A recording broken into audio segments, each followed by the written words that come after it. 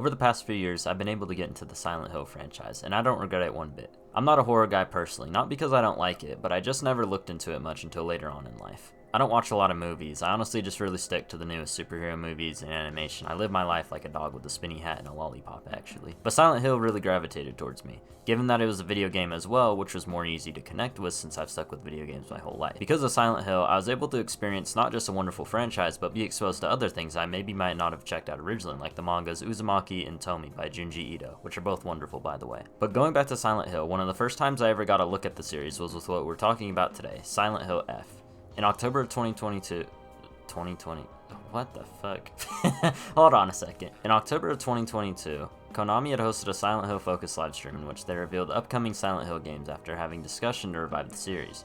For many fans, this was a hopeful return to the franchise seemingly forgotten, while for new fans, this was an opportunity to get introduced to the series, hopefully on the right footing. As for the event itself, at the time there was some uncertainty. They revealed the Silent Hill 2 remake, which was under some scrutiny as a result of being developed by Bloober Team, a horror-focused gaming studio that had a very mixed reputation with their previous titles. Then there was the Return to Silent Hill movie announcement, which your opinion of that really depended on how you felt about the previous movies and video game movies as a whole. In addition to this, there was always going to be some doubt with fans following the messy breakup of Konami and Hideo Kojima, who was working on the next game in the franchise, Silent Hills, at the time of his departure. However, in all of this, there was one teaser shown in the presentation that had my attention more than anything else, and that was the teaser for Silent Hill F. As for what captured my interest, it was honestly the imagery. The flower girl specifically just had such a beautiful but creepy vibe to it that I couldn't help but be invested in. The eerie piano supplementing the flowers and the red vines on the screen, it had just looked so different to everything else I've ever seen that I decided from there to look more into the franchise. This, along with the compilation videos of relaxing Silent Hill music to help me fall asleep, were my two real introductions to the franchise, and with the 2 remake releasing in 2 years from that showcase event, it was finally time to get into the franchise. Upon playing both the original 2 and the remake as well as learning more about other entries in the series, I was able to fully grasp what Silent Hill was to me and what I actually enjoyed about it. This is a point I'll circle back to later, but in short, my favorite thing about Silent Hill as a franchise is the player's interpretation. Truthfully, this game doesn't really give you any answers, but not in an annoying way like a lack of direction, rather I mean with its storytelling. And that's not a knock on it, for this is perhaps the game's biggest strength. The general story of a Silent Hill game is easy to get. Take the second game, for example. You have a guy trapped in this town, Silent Hill, who's trying to find his wife. Pretty straightforward. It's when you play through the game, getting to every twist and turn, reading the notes, watching the endings, and learning about the characters that the game shines. And it does this all without telling you how to feel. Total side note, I said that this would be short, and I completely lied to you all. I'm totally sorry. Anyways, that's what I love about Silent Hill. It's about how you feel. Again, using 2 as an example, how does James make the player feel with his actions?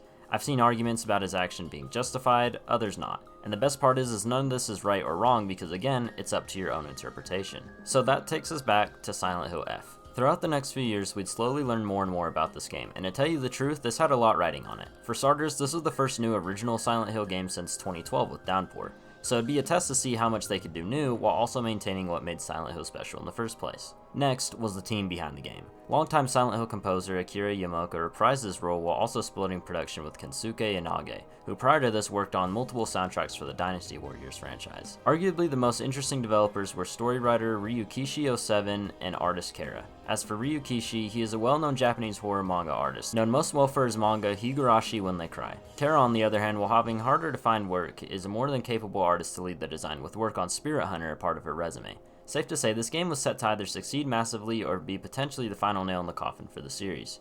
And what ended up happening was thankfully the game has done extremely well, selling over 1 million copies in its first day of release, becoming the fastest in the series to do so. Now, the game has been subjected to a lot of stupid discussion online, which I'm more than happy to discuss here soon. But this is about me right now, so let me first tell you about the game itself, then what I liked, my expectations, and of course that damn bird app discussion. Now, as I mentioned, Silent Hill has a lot of player interpretation to it, so I'll just go over the general story here. I do want to warn that there will be spoilers here, so if you're currently watching this but want to experience the game's story for yourself, come back to this once you finish the game and let me know what you thought. Anyways, in Silent Hill F, you play as Shimizu Hinako, a teenage to adult girl who lives in rural Japan in a town called...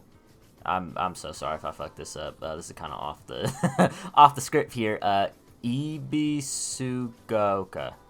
Holy shit. During the 1960s. She has a hatred for her family as her mother submits herself to abuse from her drunken father, while her older sister Junko long left the house after getting married. Following an argument with her parents, she leaves the house to link up with her friends Shu, Rinko, and Sakugo. Shu, who studies medicine, gives her some red capsule pills used for treating tension headaches. This is when things turn south as the town gets swarmed by a fog monster wearing a kimono and engulfs the town in not only the classic fog, but red spider lily flowers as well, which kill Sakugo in the process. Hinako falls unconscious only to be woken in the dark shrine alongside a mysterious man in a fox mask. Despite the fox mask's show of care, there's repeated warning to not trust him by a childhood doll of Hinako's which appears throughout the game. The game will have you switch between the town and the dark shrine, visiting the latter every time you fall unconscious. During the town sections, you'll explore the town further alongside the old school you and your friends went to, while hearing your friend Rinko try to convince Shu to leave you. Shu is Hinako's best friend and never saw her as a girl, but rather as a friend as they would always play with each other, which drives Rinko into a spiral of jealousy. She attempts to kill you on a few different occasions actually, what a girl. Meanwhile, in the Dark Shrine, you'll perform a ritual as a part of supposedly falling in love in marriage with the fox mask, which includes slicing your arm off, stamping your back, and slicing your face in place of a fox mask. Upon being back in town and reaching Shu's home, you're greeted by your sister, who tells you to make a decision before fading off. When Hinako reaches her home, she experiences all kinds of previous memories with friends, family, as well as her fears of marriage and falling into the same pit her mother did. The game reveals that she is in an arranged marriage with Kodayuki, a boy she used to go to school with, as revealed in a flashback cutscene. Kodayuki is also who's revealed as the fox mask. The game's climax sees a battle with both your parents, ultimately killing them, but not before a chilling cutscene with them and your now dead friends hanging above you, as well as a final battle in the Dark Shrine with both versions of yourself before the wedding ceremony. As for the endings of the game, there's 5 to obtain. The first ending, known as Coming Home to Roost, is the one everybody will get on their first playthrough, in which Hinako defeats her Dark Shrine self. She also rejects the wedding, which sends her into a panic and overdose of the red capsule pills from earlier, which is revealed to have been a psychotic episode suffering from the pills, and she's on the run following a mass murdering of various people at her wedding. The second ending, called Fox's Wedding, sees the fox mask version of her defeat her real-life self when Shu comes and tries to call off the wedding at Hinako and Kodayuki, revealing he gave the pills to her to try and get her to come to her senses and convince her to not do the wedding. After a battle with him, Shu and Kodayuki supposedly become friends, while also arguing who Hinako should belong to, seeing her as an object more than a person. Following the cutscene of those 3, another one plays where it shows Hinako and Kodayuki walking off together in similar garments of her parents, with their voice in the background repeating, "Please, no, I'm scared," and the visual of her sliced face, bloody and squished on the floor, representing her giving up her freedom and falling to the same abusive trap her mother did. The third ending, The Fox Wets Its Tail, is a pretty simple one, with her calling off the marriage, defeating both the Shrine version and Kodayuki, and running back into town with Shu. The fourth ending, I'm so fucking sorry again, in silence, sees both versions of Hinako reconcile and defeat Kodayuki's ancestor, who placed a curse on not only the town but the marriage. After a discussion with Kodayuki, they both agree to call off the marriage in exchange for finding themselves and to revisit the relationship at a later time. Then the last ending, The Great Space Invasion, is a cute secret ending where all the friends discuss a UFO and aliens, as well as all their secrets, which was done in a really neat motion manga style. And that was Silent Hill F, and I absolutely loved it. To give an answer to the title, all I wanted was for the game to entrance me in its world and give me my own interpretations, which it nailed both of them. As for more specifics that I enjoyed, for starters, the game is stunning. It nails the J-horror concept of beautiful horror to a T, with the spider lilies surrounding the dead as just one example of something so pretty but ugly at the same time that you can't help but be enamored. There's plenty of other great areas such as the town, the general usage of the fog, the shrines, even smaller details like the Horoka designs were also beautiful. Next, while obvious, the soundtrack and audio is phenomenal here, but you had 2 goats working on it, so that shouldn't be much of a shock. The writing was also phenomenal. Hinako is such a good protagonist, and by the end of the game you just want to give the girl a hug. She really goes through some horrible shit in the game. The one element of the game I was mixed on was the combat, as it had its moments of amazement and frustration. For reference, I played the game on both story mode for the puzzles and combat. I know I'm a little baby bitch. The puzzles weren't anything too special, but as I mentioned, the combat I was very mixed on. As for the boss battles, I adored them. Although there's not many, they are easily highlights of the game, specifically the ones with Rinko and Sakugo were top notch. On the other hand, the common enemies, specifically the one fast motherfucker who just takes 8 million hits to beat and he just crawls and claws at you, did not enjoy him. I will say though that even in that frustration, taking the time to learn their patterns and being able to hit enemies without taking much damage was super satisfying, making all the more better by the fox arm you acquire in the shrine. Also, side note, I didn't put this in my script, I don't play fucking Souls games. I don't really like them personally, so take that for what you will. Now to mix 2 topics, I wanted to talk about both my interpretations of the meeting and the conversation I've seen online. As far as what the game meant to me, it was the story of a girl who's struggling with the pressure society puts on her as a woman. I truly don't mean to sound like a performative guy here. I promise you, I genuinely do support women's rights and all that. But you also truly won't get the story if you're not a supporter of women's rights, or at the very least have a solid understanding of what a woman goes through. This is a story of not fitting into gender norms, trying to avoid the same trap other women in your life have fallen to by abuse of a male or other family figures. This is a story of a woman seen as an object, whether it's by Kodayuki in the forced marriage, or Shu's attempt to keep you to himself, even if it's masked as keeping as a friend. Hinako just needs to find herself and love herself, and she's unable to. That's what the game meant to me, and I feel it was presented really well. Silent Hill has a lot of themes throughout the franchise, but this one really resonated with me despite me not being a woman. Again, I said it earlier, but you really feel for Hinako, and you want her to have happiness. It's a story of losing your identity and being in a never-ending cycle of self-doubt due to the environment around you. But of course, and I might regret diving into this, but let's talk about that online discussion. I've previously talked about this in other videos, but to reiterate a point that I don't think I'll ever change my stance on, I hate online gaming discourse. Only this time it's not only been Twitter posts, but YouTube videos as well.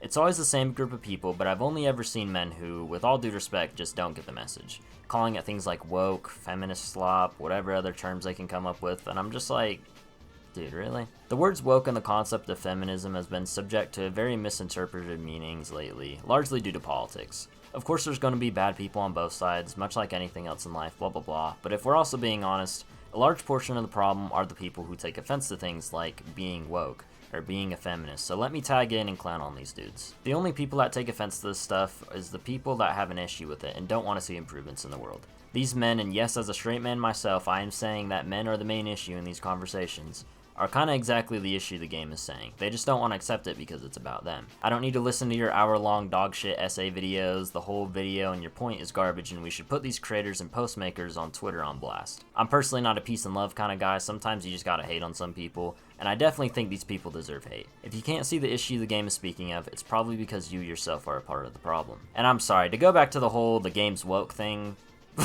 what the fuck have you been playing this whole time? Every single Silent Hill game, by that notion, is woke. They all tackle themes like this. 3's protagonist is literally a teenage girl. Every Silent Hill game has this woke propaganda, so I ask what the hell changed with this one for you?